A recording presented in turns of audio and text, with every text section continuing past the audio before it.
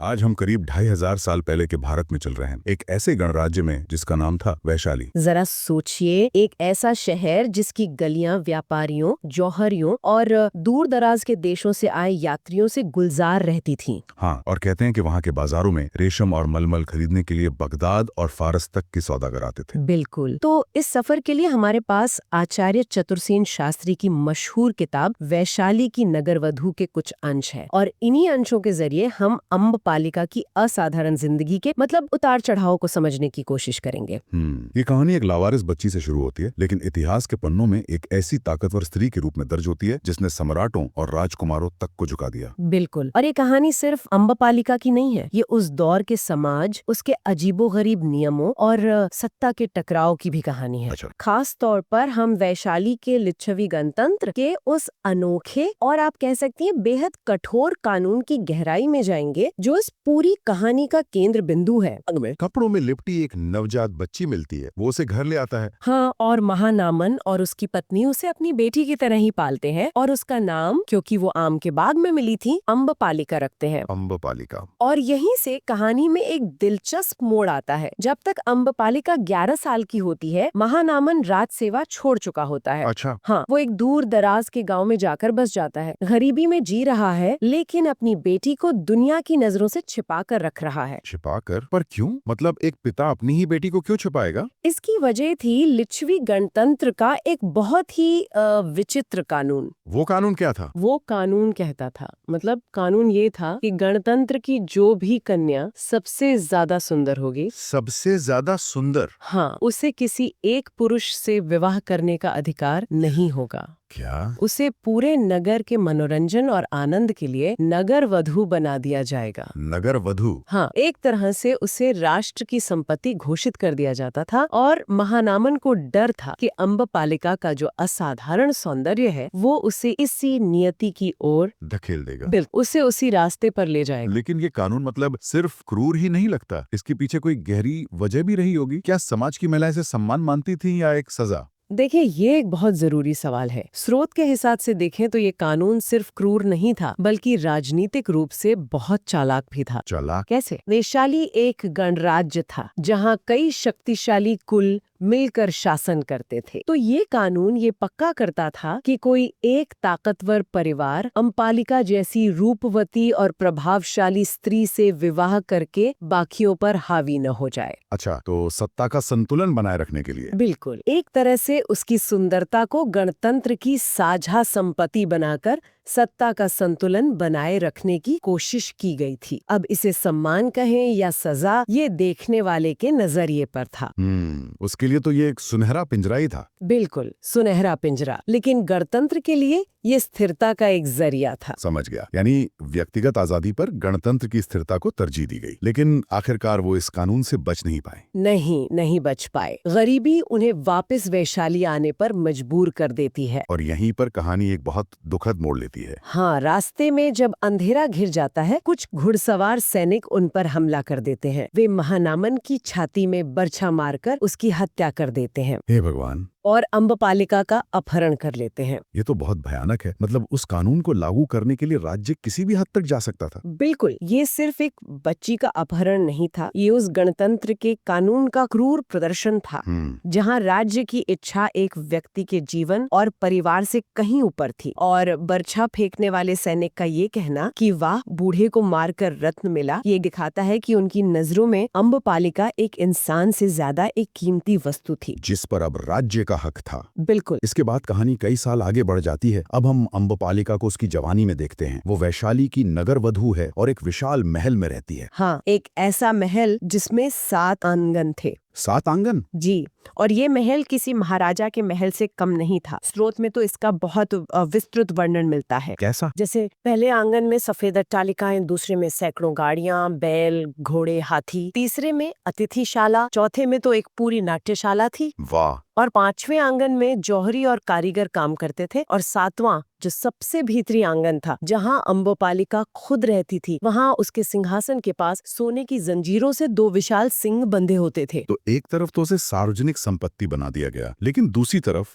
उसे किसी रानी से भी ज्यादा वैभव और शक्ति दी गई। ये विरोधाभास कमाल का है। बिल्कुल। पर क्या ये धन दौलत और शक्ति असली थी या ये सिर्फ वही सुनहरा पिंजरा ही था? यही तो इस कहानी का सबसे दिलचस्प पहलू है। कागज पर वो वैशाली के हर पुरुष की थी, पर असल में उस तक पहुंचना बड़े बड़े राजकुमारों और सेठों के लिए भी आसान नहीं था। अच्छा। उसका सौंदर्य ऐसा था कि मगध, कौशल और विदेह के महाराजा भी उसके प्रशंसक थे। हर शाम उसके महल में शहर के सबसे प्रतिष्ठित लोग मेहमान होते थे, महफिलें सजती थीं। तो वो सिर्फ सुंदर नहीं थी, वो बेहद अमीर और प्रभावशाली भी थी। बिल्कुल, वो अपने आप में एक सत्ता का केंद्र बन गई थी। लेकिन हाँ, ये एक सुनहरा पिंजरा ही था, क्योंकि दिन के अंत में उसकी जिंदगी का सबसे बड़ा फैसला, किससे प्रेम करना है, किससे विवाह करना है, वो उससे छीन लिया गया था। और इसी शक्ति और वैभव के बीच कहानी में एक बड़ा राजनीतिक भूचाल आता है। हाँ, कहानी तब एक नया मोड़ लेती है जब मगध के सम्राट बिंबिसार वैशाली पर चढ़ाई कर देते हैं। बिंबिसार? जी, मगध की विशाल सेना, जिसमें 10,000 हाथी और 5 लाख पैदल सैनिक थे, गंगा नदी के पार डेरा डाल देती है। वैशाली को चारों तरफ से घेर लिया जाता है। और ये सिर्फ एक राजा का हमला नहीं था, ये उस दौर के भारत की दो सबसे बड़ी ताकतों का टकराव था। सही कहा। एक तरफ मगध, जहाँ एक सम्राट का हुक्म चलता था, और दूसरी तरफ वैशाली, जो एक गणराज्य था। हाँ, जहाँ फैसले मिलकर लिए जाते थे। ये दो विचारधाराओं की लड़ाई भी थी। बिल्कुल, राजतंत्र और गणतंत्र के बीच वर्चस्व की लड़ाई। सही बात है। तो एक तरफ वैशाली युद्ध की आग में जल रहा था और दूसरी तरफ शहर के भीतर ही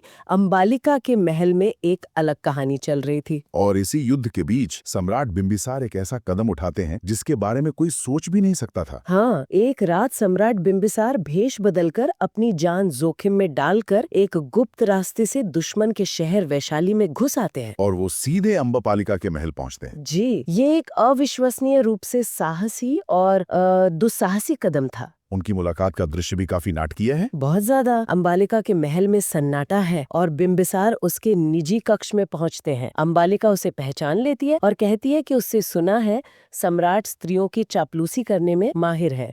इस पर बिंबिसार जवाब देते हैं कि वो उसके रूप गुण की प्रशंसा सुनकर खुद को रोक नहीं पाए और अपनी जान की परवाह किए बिना शत्रुपुरी में घुस आए। और इस मुलाकात का नतीजा वैशाली और मगध दोनों के इतिहास को प्रभावित करता है। बिल्कुल। 1 साल बाद जब युद्ध समाप्त हो चुका होता है और वैशाली संधि कर लेता है, अम्बपालिका एकांत में एक पुत्र को जन्म देती है। बिंबिसार का पुत्र। हाँ, ये बिंबिसार का पुत्र था। वो अपने एक वफादार सेवक के हाथों उस शिशु को सम्राट के पास भिजवाती है। अच्छा। वो सेवक सम्राट से कहता है कि मेरी स्वामिनी ने ये बच्चा आपको भेंट के रूप में भेजा है और इसे मगध का भावी सम्राट कहा है। और बिंबिसार उसे स्वीकार कर लेते हैं। हाँ, बिंबिसार उस बच्चे को स्वीकार करते हैं और उसे मगध का भावी सम्राट घोषित करते हैं। तो अम्बपालिका ने मगध के भावी सम्राट को जन्म देकर सांसारिक शक्ति के शिखर को छू लिया था। जी। वो अब सिर्फ एक नगरवधु नहीं बल्कि एक शक्तिशाली साम्राज्य की होने वाली राजमाता थी। जी हाँ। लेकिन अब कहानी एक बिल्कुल अलग तरह की शक्ति की ओर मुड़ती है। आध्यात्मिक शक्ति। हाँ। और जिसका प्रतीक बनकर भगवान बुद्ध वैशाली पधारते हैं। ये कहानी का सबसे महत्वपूर्ण मोड़ है। बिल्कुल। भगवान बुद्ध अपने भिक्षुओं के साथ वैशाली आते हैं और संयोग से उसी आम के बाग में ठहरते हैं जहां अम्बपालिका मिली थी। उसी बाग में? हाँ।